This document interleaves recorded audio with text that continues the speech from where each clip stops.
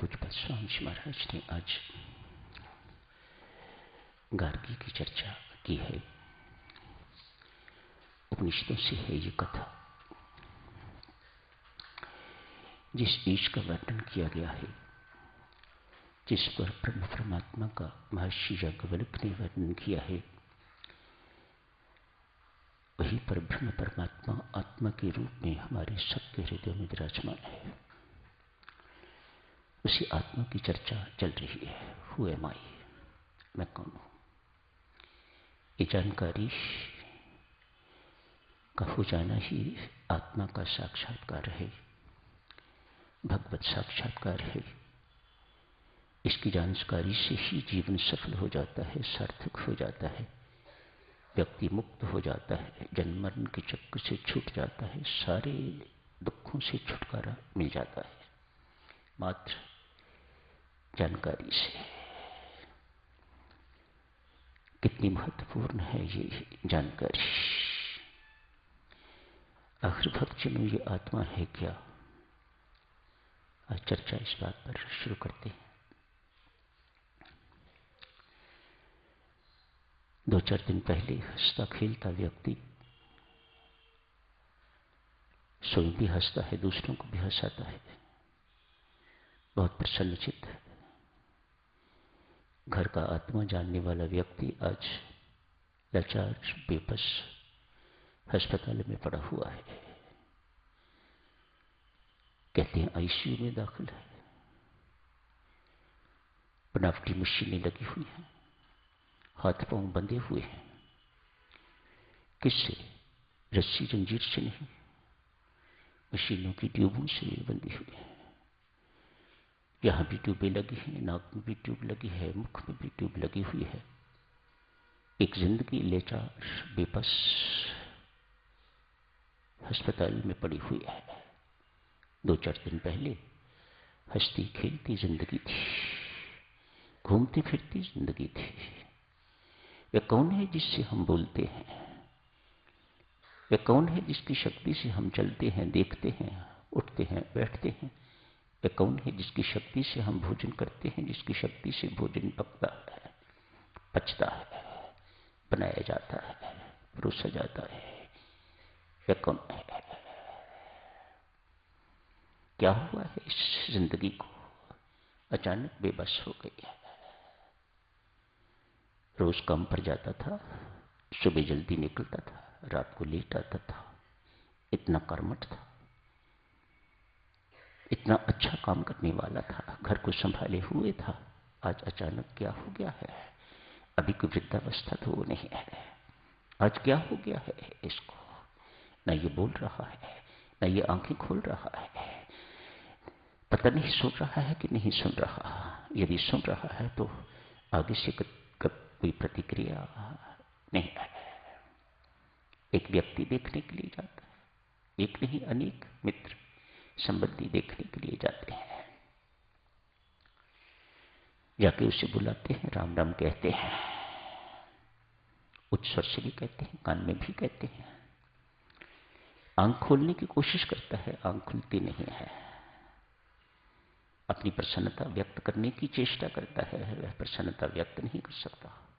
हाथ हिलाने की चेष्टा करता है तो हाथ बंधे हुए हैं, ट्यूबें लगी हुई हैं, कैनुला लगा हुआ है, हाथ हिलाने की इजाजत नहीं, हिला भी नहीं सकता। क्या हुआ है इस जिंदगी को? इस हृदय को गतिशील रखने के लिए एक बनावटी मशीन लगी हुई है। क्या कहते हैं उसे? हार्ट टंग मशीन। सांसें भी बनावटी हैं, हृदय गति भी बनावटी है। मानो बनावटी जिंदगी जी रहा है ये शव। है तो शव बन गया हुआ, लेकिन जिंदगी जी रहा है। किसके बल पर? बनावटी मशीनों के बल पर। एक के बाद एक व्यक्ति जाता है, देखता है, जाके देखने वाला भी बेबस महसूस करता है। इतना ही कहता है, माथे पर हाथ रखता है, क्षमा करना, हम तेरे लिए कुछ नहीं कर सकते। इस वक्त ईश्वर के सिवा तेरा और कोई मददगार नहीं है। वह व्यक्ति भी मानो उसे सुनाई दिया है, वह व्यक्ति भी सिर हिलाने की कोशिश कर रहा है। जो कह रहे हैं बिल्कुल सही कह रहे हैं। इस वक्त वह ईश्वर को मानने वाला है कि नहीं मानने वाला है, इसकी बात छोड़िएगा, लेकिन इस वक्त वह भी स्वीकार कर रहा है ईश्वर के सिवा इस वक्त और कोई मददगार नहीं है। व्यक्ति मित्र संबंधी माथे पर हाथ रख के तो चले जाते हैं। अचानक थोड़ी देर के बाद सूचना मिलती है मशीनें चलनी बंद हो गई हैं, आंख सदा के लिए बंद हो गई है। वह व्यक्ति मृत्यु को प्राप्त हो गया है, सदा के लिए सो गया है। जिसके कारण ये जिंदगी है उसे आत्मा कहा जाता है। जिसके निकल जाने से ये जिंदगी शब हो जाती है उसे आत्मा कहा जाता है। अपने घरों में भी देखो देवी सच में, आप कहते हो ना अमुक व्यक्ति इस घर का आत्मा है, मानो हर चीज उससे पूछ के हो रही है, हर चीज उसकी सुपरविजन में हो रही है, उसकी अनुमति से हो रही है, मानो उसके बिना घर में कुछ नहीं होता। ऐसे व्यक्ति को आप कहते हो ना ये घर का आत्मा है। मृत्यु के बाद मरना है, मर जाता है तो आप कहते हो इस घर का आत्मा था, अब वही चला गया तो इस घर में कुछ नहीं रहा। वैसा ही आत्मा इस शरीर में है। जब वह आत्मा इस शरीर से निकल जाता है, परमात्मा से जाके मिल जाता है, तो वह शरीर शब हो जाता है। ना हाथ हिलते हैं, ना आंख खुलती है, ना मुख बोलता है, ना सांस चलती है, ना हृदय की गति होती है, मानो कुछ भी नहीं होता। सब कुछ स्टैंड स्टिल हो जाता है, शरीर अकड़ जाता है। 2-4 लोग मिलके, 10-15 लोग मिलके तो इसे शमशान घाट ले जाते हैं। क्या हुआ है? जिसके कारण ये जीवन है उसे आत्मा कहा जाता है। वह आत्मा क्या है? परमात्मा ही आत्मा के रूप में हम सबके हृदयों में विराजमान है। मृत्यु तो साधकजनों अवश्य भावी है। इस आत्मा के बारे में बहुत जानकारी गीता जी में है। स्वामी जी महाराज ने भी गीता सार के अंतर्गत लिखी, उपनिषदों के अंतर्गत भी लिखी है। हर साधक को पढ़नी चाहिए। कल भी आप जी से अर्ज की थी, जब तक व्यक्ति देह बुद्धि नहीं छोड़ता, जब तक उसकी देह बुद्धि खत्म नहीं होती, जब तक व्यक्ति अपने आप को देह मानना बंद नहीं कर देता, अपने असली स्वरूप को जान नहीं लेता, मैं आत्मा हूं, अजर हूं, अमर हूं, मुक्त हूं, अविनाशी हूं, शुद्ध हूं, प्रबुद्ध हूं, आनंद स्वरूप हूं, जब तक अपने असली स्वरूप को वे जान नहीं लेता, तब लाखों करोड़ों की संख्या में किया हुआ जब भी आपको शांति परमानंद नहीं दे पाएगा। जिंदगी में अभाव आपको खटकता ही रहेगा। इतनी महत्वपूर्ण है ये जानकारी। संत महात्मा समझाते हैं, बहुत सूक्ष्म है। कल आप जी से अर्ज की थी, इसकी तुलना, आत्मा की तुलना विद्युत शक्ति से, इलेक्ट्रिसिटी से की जा सकती है। बल्ब जलता हुआ दिखाई देता है, लेकिन बिजली दिखाई नहीं देती, जिसके कारण बल्ब जल रहा है। ये बल्ब रोशनी दे रहा है। ये ट्यूब रोशनी देती हुई दिखाई देती है, लेकिन जो रोशनी दे रही है वह दिखाई नहीं देती, जिसे बिजली कहा जाता है, इलेक्ट्रिसिटी, विद्युत शक्ति कहा जाता है। ठीक ऐसी ही आत्मा है। ये शरीर तो दिखाई देता है, चलता फिरता, बोलता, काम करता, सब कुछ करता दिखाई देता है, लेकिन जिस शक्ति से ये शरीर चल रहा है वह शक्ति अव्यक्त है। उसे आत्मा कहिए, उसे परमात्मा कहिए, एक ही बात है। वही परमात्मा हमारे शरीर में विद्यमान है, सूक्ष्म है। दुख सुख भूख प्यास दिखाई तो नहीं देते, महसूस होते हैं। कहते हैं इसी प्रकार से ये आत्मा सूक्ष्म होने के नाते दिखाई नहीं देता, लेकिन महसूस होता है, इसलिए इसकी अनुभूति कहा जाता है। दर्शन कम कहे जाते हैं, अनुभूति कहा जाता है। ये अनुभव करने की चीज है कि ये है, आत्मा है और वह मैं हूं। मैं देह नहीं हूं, मैं इंद्रियां नहीं हूं, मैं मन नहीं हूं, मैं बुद्धि नहीं हूं, मैं प्राण नहीं हूं। ये साधक जनों, ये जब राम राम की तरह निरंतर हमारे अंदर चलना चाहिए, बहुत लंबा अभ्यास चाहिए, तब जाके तो आदमी को वास्तविक अनुभूति होती है अपने अस्तित्व की, है अपने स्वरूप की। मैं क्या हूं?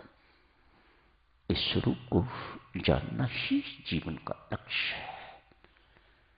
शबरी को भगवान श्री कहते हैं, अरे भामिनी, जानती है मेरे दर्शन का परम लाभ क्या है? व्यक्ति अपने स्वरूप में स्थित हो जाता है, उसको अपने स्वरूप का तत्काल बोध हो जाता है। मैं इनका अंश हूं जो मेरे सामने खड़े हैं। मैं ये जड़ शरीर नहीं हूं, मैं ये नश्वर शरीर नहीं हूं, मैं वह नहीं हूं जिसको जला के राख कर दिया जाता है। मैं तो अजर अमर आत्मा हूं, उस परमात्मा का अंश। इस शरीर का विस्मरण होना चाहिए और परमात्मा का, आत्मा का सदा स्मरण होना चाहिए। राम राम करना अर्थात परमात्मा का स्मरण करना एवं संसार का विस्मरण करना। पूज्यपाद स्वामी जी महाराज से अंतिम दिनों में जब वो बीमार थे,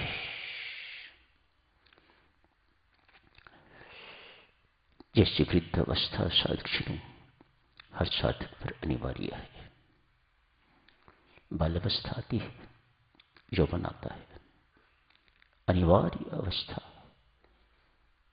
वृद्धावस्था हर एक पर आके रहेगी।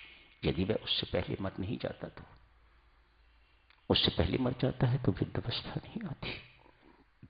अन्यथा हर युवक पर, हर बालक पर वृद्धावस्था आके रहेगी। चौथी अवस्था है मृत्यु। ये ज्ञान की बातें हैं, समझने की बातें हैं, याद रखने की बातें हैं।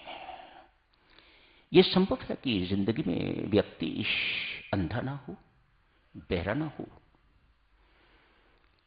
दुखी ना हो, शोकग्रस्त ना हो, लेकिन किसी की मृत्यु ना हो, यह संभव नहीं है। सब कुछ अनिश्चित है, मृत्यु निश्चित है, इसमें कोई शक नहीं है। ये चौथी अवस्था है।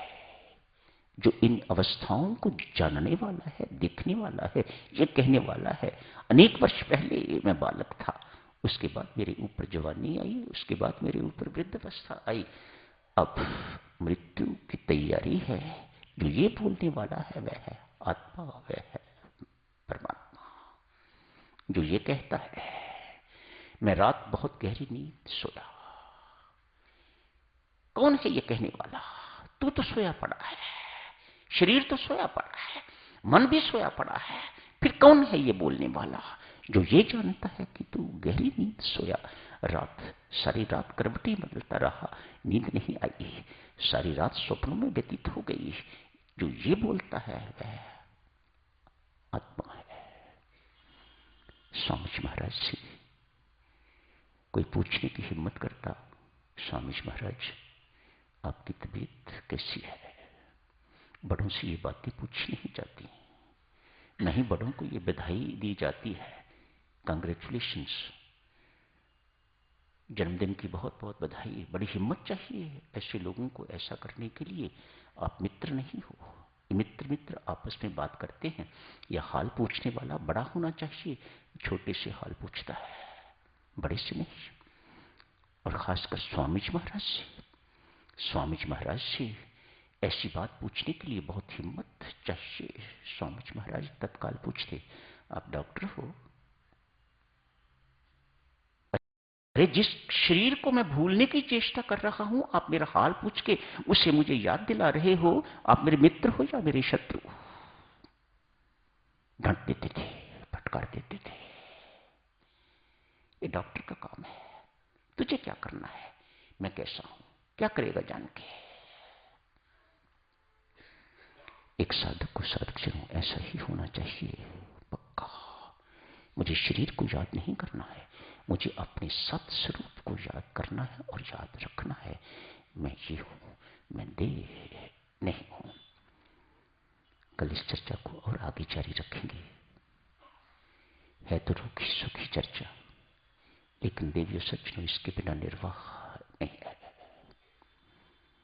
इसका बोध जितनी जल्दी जिसको हो सके उसे अपने आप को बहुत भाग्यवान समझना चाहिए। उसे अपने आप को परमात्मा की कृपा का पुण्य पात्र समझना चाहिए। शुभकामनाएं, मंगल कामनाएं।